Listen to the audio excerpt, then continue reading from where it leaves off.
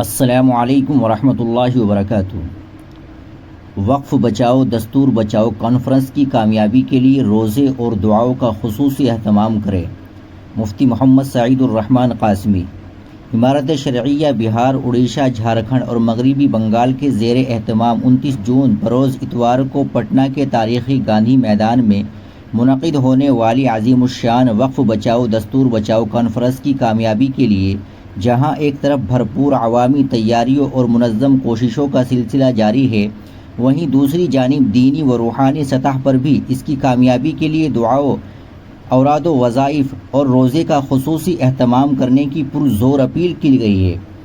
اس سلسلے میں امارت شرعیہ کے قائم مقام ناظم مولانا مفتی محمد سعید الرحمان قاسمی نے ایک پریس بیان جاری کرتے ہوئے کہا کہ ہماری دینی شناخت، اسلامی اقدار اور ملک کے آئین کے تحفظ کے لیے 29 جون کی یہ کانفرنس ایک سنگ میل ثابت ہوگی، مگر صرف ظاہری تیاریوں سے کامیابی ممکن نہیں ہے۔ اس کے لیے ہمیں رب کائنات کی طرف رجوع کرنا ہوگا، درود شریف، استغفار، اوراد و وظائف میں مشغول رہے اور بارگاہ الہی میں نہایت اخلاص و عاجزی کے ساتھ دعا مانگنی ہوگی کہ اللہ تعالی ہماری اس پرامن جد و جہد کو کامیابی سے ہمکنار فرمائے۔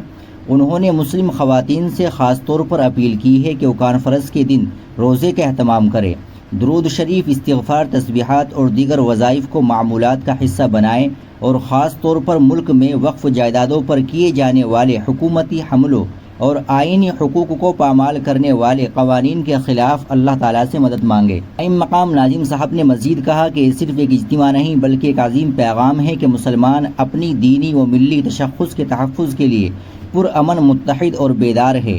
انہوں نے یاد دلایا سن 2018 میں بھی جب سابق امیر شریعت مفکر اسلام حضرت مولانا سید محمد ولی رحمانی کی قیادت میں دین بچاؤ دیش بچاؤ کانفرنس کا انعقاد گاندھی میدان میں ہوا تھا تو انسانی سروں کا سمندر امڑ پڑا تھا۔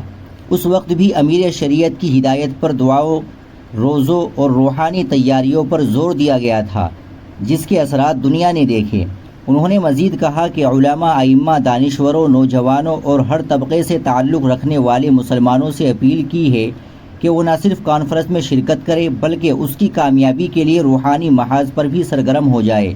آخر میں مزید انہوں نے فرمایا کہ یہ وقت اتحاد، حکمت اور توکل علی اللہ کے ساتھ عملی میدان میں اترنے کا ہے۔